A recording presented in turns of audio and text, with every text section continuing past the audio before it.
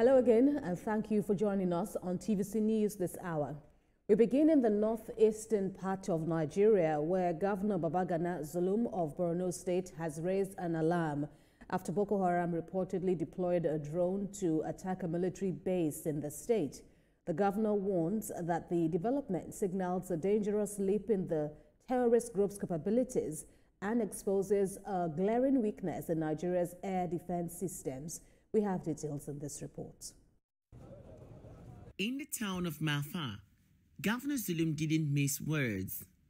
He called on the federal government to launch an immediate and comprehensive review of the nation's air safety and defense mechanisms. He revealed that Boko Haram's use of drones to target troops in Borno is not just frightening, but a clear national security threat. The proliferation of drones in the hands of the non-state actors is a matter of great concern to all of us. I'm saying this one not to the people of Borno State, but to the entire country, that let's do something in order to stop proliferation of drones, armed drones and others within Nigeria. Our borders have to be strengthened, our air force has to be strengthened. While commending the Nigerian armed forces for their resilience, Governor Zulum urged citizens to play their part by staying vigilant and providing security agencies with credible intelligence. The brigade commander is doing very well. The CEO of this town, Mafa CEO, is also doing very well. And then these are winning team, and we don't want to discourage them.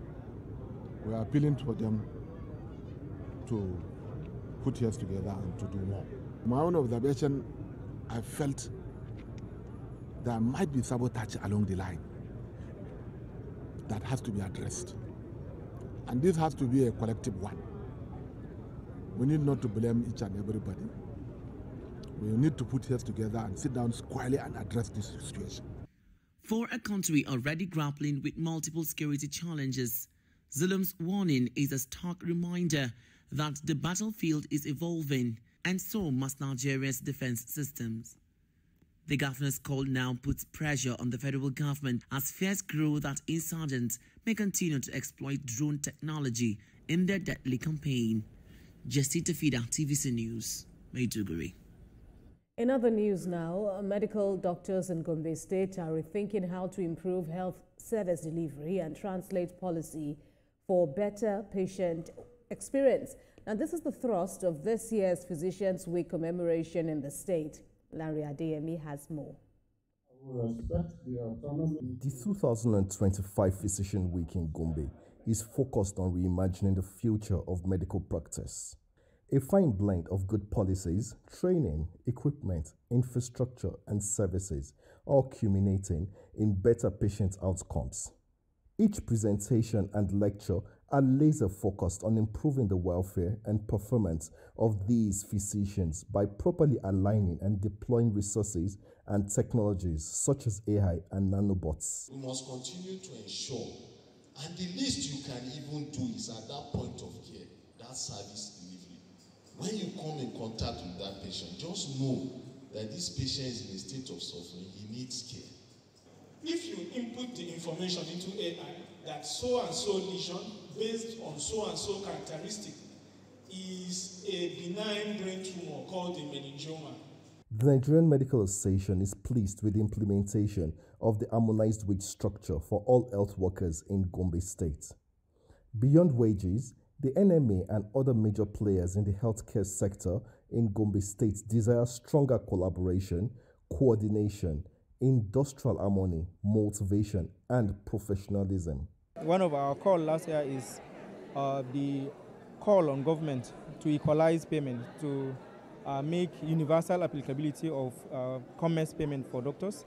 And happily, we're reporting this year that the situation that we are last year has changed significantly with what happened during our recently concluded first health summit in Gombe, where the executive governor of the state made the pronouncement and approval of commerce and conhests for all healthcare workers in the state.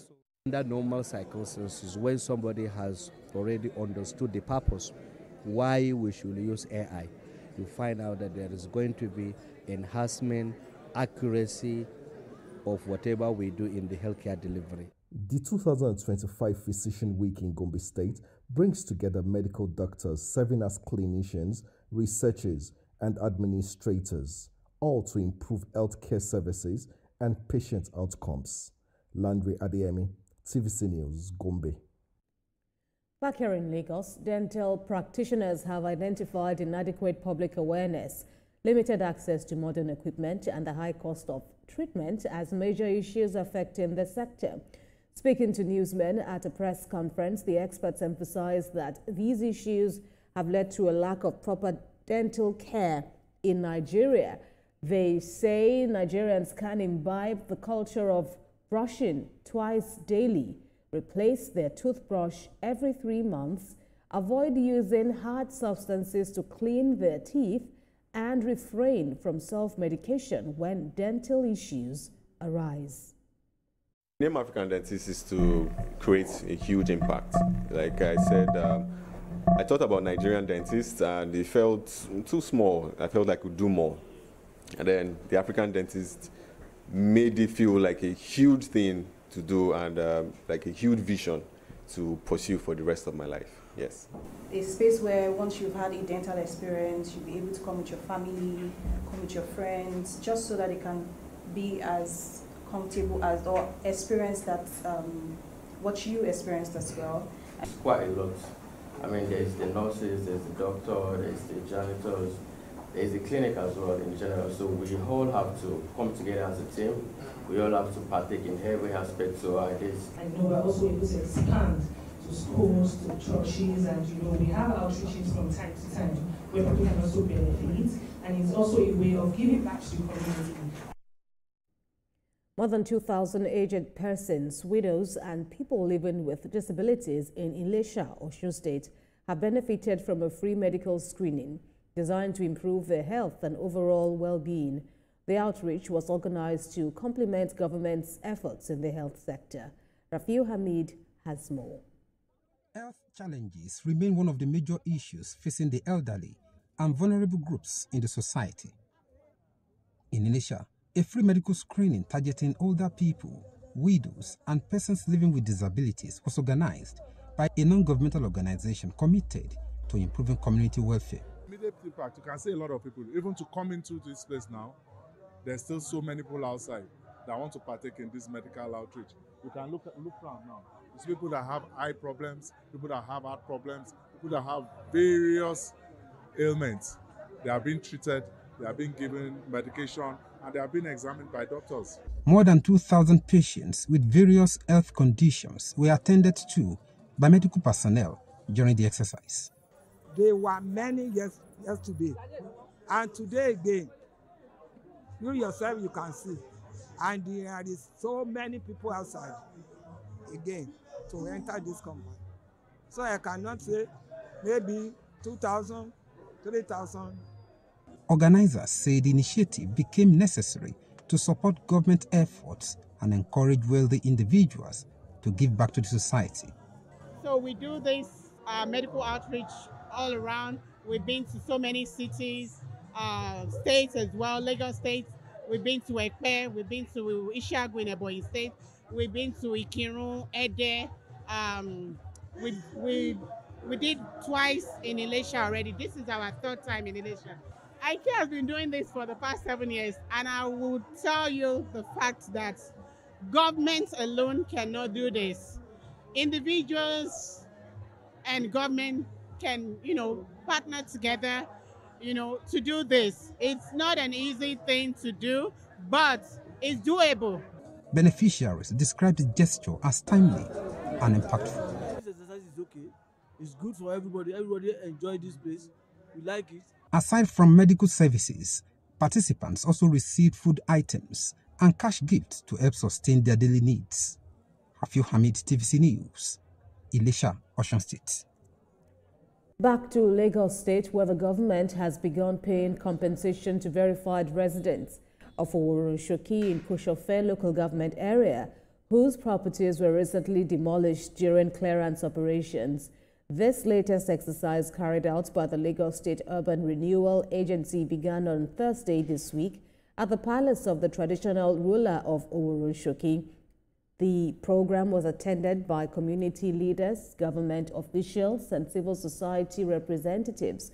The Director General of the agency, Oladimeji Animashaun, says 80 beneficiaries had received compensation so far.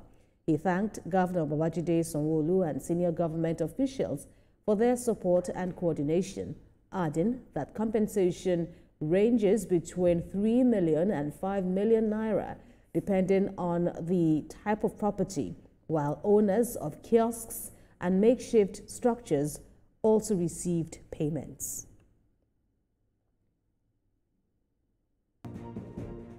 Thanks a lot for staying with TVC News. In other stories now, the federal government, through the Tertiary Education Trust Fund, has commissioned 2 major projects, a new Senate building and a Faculty of Law complex at the Ibrahim Badamasi Babangida University, Lapai. Senior reporter Chinemi Bameyi reports from Niger State. The announcement was made in Mina by the chairman of the Governing Council, Professor Francis Adedayo, during a press briefing.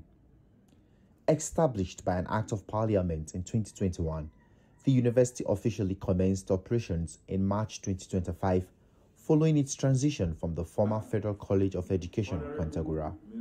Chairman of the Governing Council, Professor Adedayo, said the appointment of Professor Haruna followed a rigorous selection process carried out by the Joint Council and Senate Selection Board under the supervision of the Federal Character Commission. I am happy to inform the public and the Kotangora community and Niger State that Professor Farouk Rashid Haruna has been appointed as the first substantive Vice Chancellor of Federal University of Education, Kontagora.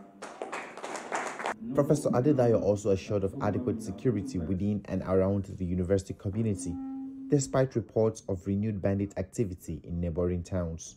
The truth is that there are some security breaches along the place, but people are living and they are living happily within Kotangora. And I can tell you, any of the students, wherever they come from, they will be well protected and they will have the best of learning opportunity. The new Vice Chancellor, Professor Farouk Haruna, is expected to steer the young institution toward academic excellence, strengthening student support across 34 NUC-approved programs and promote innovative curricula in artificial intelligence and entrepreneurship. Chinemi Bameyi, TVC News, Mina. Delta State now, where the Director General of the State Bureau for Orientation and Communications, Fred Oganesive, says the All Progressives Congress in Delta State is bubbling with growth and remains united under the leadership of Governor Sheriff Oborewori. Speaking in Asaba, Mr. Oganesive dismissed suggestions of division within the APC, insisting there are no old or new members of the APC in Delta State. He says only full members recognized by the party constitution are in place. Responding to concerns over the absence of Senator Ovie Omoagege at the recent APC stakeholders meeting, he says the senator recognizes Omeni Sobote as the undisputed state chairman, adding that factionalization isn't visible on the political radar of the party. He emphasized that the APC in Delta State is a united and growing political family. A group under the aegis of Alliance for Sustenance of Good Governance has advised the Deputy Speaker of the House of Representatives, Benjamin Kalu, to stop inciting the presidency against Governor Alex Otti. Now, this followed recent comments by Mr. Kalu, who had in several fora said the projects executed by the governor do not match the allocation he gets from the federal government. The group, who addressed journalists in Umuahia, called on the federal lawmaker to desist from distracting the governor, whom they say is busy working for Alliance. Temperamental and unstatesmanly outbursts from some quarters, especially by the Deputy Speaker of the Federal House of Representatives, Right Honorable Ben Kano, which portend to portray the state government as prodigal and profligate in the management of Abia resources. A situation where supposed statesmen would deliberately fan the embers of conflict between the state government and the presidency in furtherance of their selfish political ambitions at the expense of the peace and stability of Abia should be condemned and hereby condemned. It is our very objective considerations why the government of Govanoti may not have built bridges where there are no rivers. It has so far given a good account of itself in a very transparent and accountable manner with the evidence of superlative performance. Let all political combatants, therefore, shield their swords for the moment in order not to derail the government. In other reports now, a non-governmental organization, the TOS Foundation, has unveiled a tracker app that shows how members of the National Assembly support the reserved seats for women bill. The foundation says the initiative serves as an accountability tool to determine where lawmakers stand on the bill. National Assembly correspondent Joke Adisa reports. In the last 8 months, the TOS Foundation has been at the forefront of garnering support for the bill, seeking to create reserved seats for women in the national and state assemblies. This is a very fantastic tool for us to be able. The latest of its efforts is the 469 tracker, which showcases the stance of all members of the National Assembly on the bill. The group adopts a traffic light system. Green stands for support, while red indicates opposition. Is looking to track their stance on the reserved seats for women's bill. We're very excited that as of today, October 24th, 2025, we have mostly green states, which means that most legislators, the majority of legislators in this state, are in support of the reserved seats for women's bill. As of now, a majority of lawmakers from 31 states are in sync with the bill, while 5 states, including Zamfara and Kebbi, remain divided. At the Situation Room, young men and women make calls to legislators to gauge their position on the bill. The foundation says it will continue to track lawmakers and win over those still undecided. Tracker is powered by a Situation Room manned by over 50 women and men who call these legislators at all times to continue to reiterate the importance of the bill, give them updated information, and also to ensure that we retain their support all the way through to voting. So the bill seeks to create an additional 182 seats for women, and the foundation says it is not by tokenism but about merit. Hopeful that this tracker presents itself as an accountability tool where lawmakers' promises actually matches their votes on the day of third reading. The TOS Foundation says the initiative takes a cue from other African countries such as Rwanda, Senegal, and South Africa. If passed into law, the act will create opportunities for greater female inclusion over the next 4 election cycles, amounting to 16 years. The foundation is confident of support at the state level and of presidential assent once the bill scales through third reading at the National Assembly. Joke Adisa, TVC News, Abuja. The First Lady of Nigeria, Senator Oluremi Tinubu, has congratulated former First Lady Patience Jonathan on the occasion of her birthday.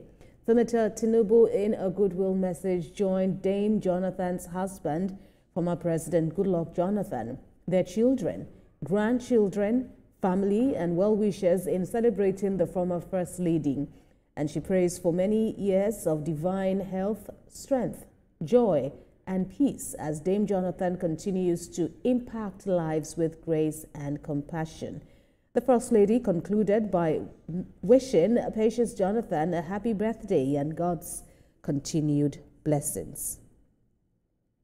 Well, Nigeria joins the rest of the world to mark 80 years of the United Nations with a call for renewed global cooperation, peace, and shared prosperity. The commemoration in Abuja brings together diplomats, government officials, and civil society groups. Moya Thomas has more.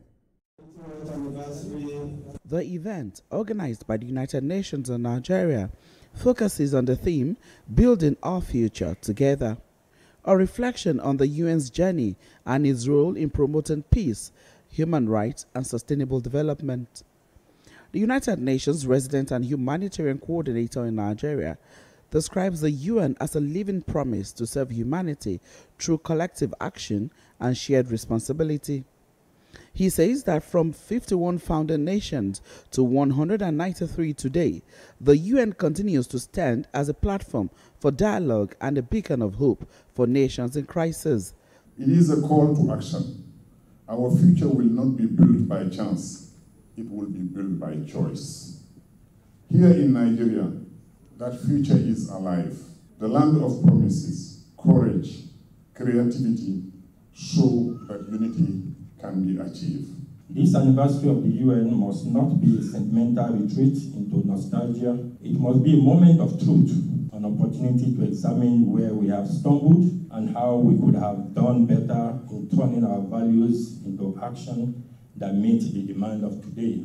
The keynote speaker notes that a world without the UN cannot be imagined, as the organization represents mankind with a shared present and a shared future. The UN had established itself not only as the pivot of global governance that long ago, but also stood very firmly on the side of those that were weak, exploited, oppressed, marginalized, and even excluded. Sustainable development is not merely a policy framework. It is a philosophy, it is a way of life, and it's a mindset. Model UN representatives also echoed the need for collaborative effort to build a peaceful world with desire. The Abuja celebration of the UN at 80 underscored global commitment to peace, human rights, and sustainable development, with renewed calls for collective action to address emerging global challenges in the decades ahead, particularly where Africa is not just a participant, but a partner. Moya Thomas, TVC News, Abuja.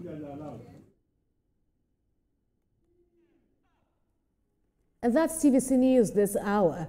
Remember, you can get updates on all the stories we're monitoring on our websites, tvcnews.tv. You can also follow us on all our social media handles, Facebook, Instagram, and on X at TVC News NG. We also have updates for you on WhatsApp and Telegram at TVC News Nigeria, and we're live on YouTube at TVC News Nigeria. From all of us here, thank you for watching and see you again at the top of the hour.